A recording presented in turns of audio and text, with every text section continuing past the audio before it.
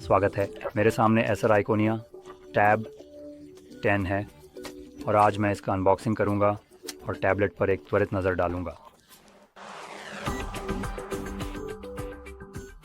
चलिए इस पैकेज को खोलते हैं। पहले हम इसे ध्यान से उठाते हैं और फिर धीरे धीरे इसके चारों ओर लिपटे हुए प्लास्टिक को हटाते हैं। ये सुनिश्चित करते हैं कि पैकेजिंग को नुकसान न पहुंचे। पैकेजिंग का आकार काफ़ी बड़ा है, इसलिए इसे संभालते समय सावधानी बरतनी होगी। अब हम इसे खोलने के लिए आगे बढ़ते हैं और देखते हैं कि अंदर क्या। 10 इंच के टैबलेट के लिए ये काफ़ी बड़ा है। यहाँ है, चलिए तो हमारे पास डिवाइस है।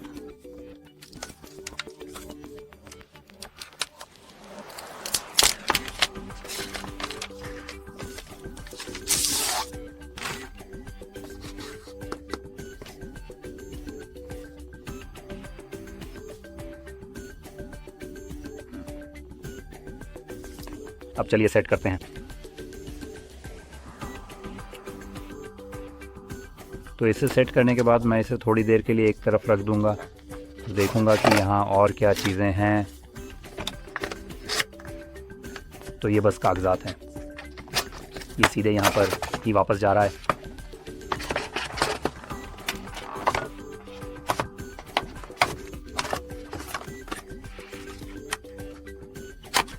और ये दिया गया चार्जर होगा, ठीक है।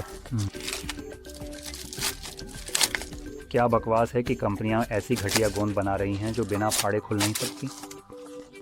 खैर, तो ये एक बेकार 10 वाट चार्जर है। वाह, ये तो बहुत घटिया है।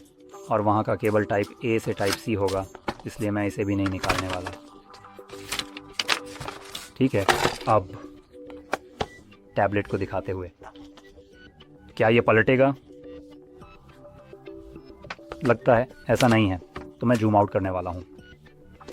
ठीक है, तो यहाँ हमारे पास एक 10 इंच डिस्प्ले है, या अधिक सटीकता से कहें तो 10.1 इंच। ये 1280 है, 8000 पिक्सल डिस्प्ले के साथ। तो यह रिजोल्यूशन के मामले में बहुत ख़राब है। 16:9 के आस्पेक्ट रेशियो के साथ एक सक्रिय matrix TFT colour LCD display का दावा कर रहा है। बुनियादी रूप से एक LCD डिस्प्ले यह नहीं बताता कि इसकी ब्राइटनेस कितनी है। फिर हमारे पास 8 मेगापिक्सल का रियर कैमरा और 5 मेगापिक्सल का सेल्फी कैमरा है। कोई फिंगरप्रिंट सेंसर नहीं है। 4 गीगाबाइट्स रैम और एक ऑक्टा कोर प्रोसेसर है, जो वास्तव में यह नहीं बताता कि कौन सा है, जो 1.8 पर क्लॉक किया गया है। गीगाहर्ट्ज़ भी ये नहीं बताता कि कौन से कोर हैं और उनमें से कितने 1.8 पर क्लॉक किए गए हैं। गीगाहर्ट्ज़, और मैं ये जानकारी सीधे एसर की वेबसाइट से ले रहा हूँ। अधिकतम बैटरी रन टाइम लगभग 10 घंटे है और डिवाइस में 128 गीगाबाइट्स की स्टोरेज है। और वास्तव में यही सब कुछ है जो हमें जानने की ज़रूरत है। डिज़ाइन और निर्माण गुणवत्ता के मामले में यहाँ आप देख सकते हैं कि ये थोड़ी ख़राब स्थिति में है। तो उदाहरण के लिए ये छोटा सा क्षेत्र जहाँ आपके पास एक टाइप सी पोर्ट है, आप इसे मुश्किल से देख सकते हैं, लेकिन व्यक्तिगत रूप से ये भयानक लगता है। प्लास्टिक में जो कटआउट है वह पोर्ट से काफ़ी बड़ा है और आप असली टाइप सी पोर्ट के धातु के फ्रेम को थोड़ा देख सकते हैं। हमारा SD ट्रे यहाँ पर है, वे बस SD कार्ड में क्लिक कर जाते हैं। हमारे पास कोने में हेडफोन जैक है, इस तरह माउंट किया गया है, तो हम इसे इसी तरह प्लग इन करेंगे। और फिर दूसरी तरफ हमारे पास नीचे स्पीकर ग्रिल्स हैं। यहाँ हमें एक माइक्रोफोन दिखाई दे रहा है, या तो नीचे या साइड में, ये इस पर निर्भर करता है कि आप इसे कैसे पकड़ते हैं। और यहाँ हमारे पास पावर बटन है, साथ में वॉल्यूम रॉकर भी हैं। और जैसे मैंने कहा, कहीं भी कोई फिंगरप्रिंट रीडर नहीं है। मैं ये भी बताना चाहता हूँ कि ये डिवाइस लगभग $100 अमेरिकी में आता है, डॉलर लगभग। और इसके लिए ऐसा लगता नहीं है कि हमें कोई बहुत अच्छा पैकेज मिल रहा है।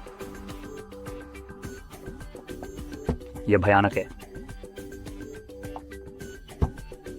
ओह भगवान, यहाँ से नेविगेट करना वास्तव में सचमुच काफ़ी बस अपने आप ही कठिन लगता है।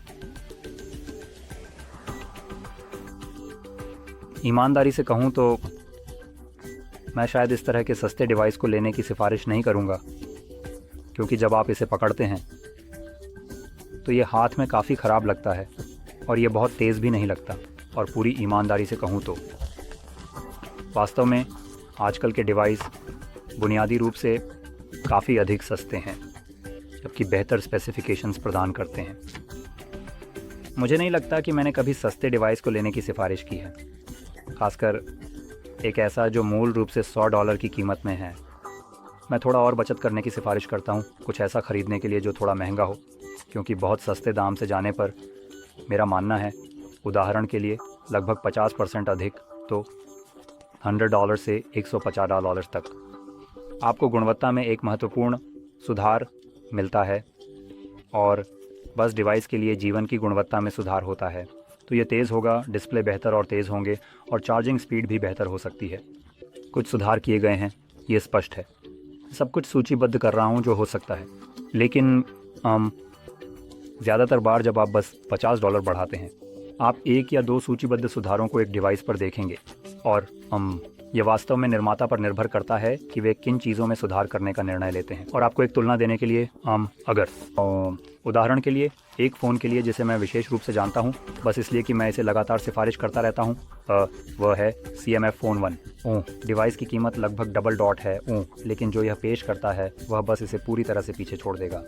ये लगभग एक अन्यायपूर्ण तुलना है। आपको प्रदर्शन में 2 गुना नहीं मिलता, आपको बुनियादी रूप से शायद 4 गुना प्रदर्शन मिलता है, तो वे विकल्प बस अच्छे नहीं लगते। तो खैर, ये कहने के बाद उम्मीद है कि आपको ये बहुत मददगार लगा, और अगर ऐसा है तो लाइक करना, सब्सक्राइब करना ना भूलें, और देखने के लिए धन्यवाद।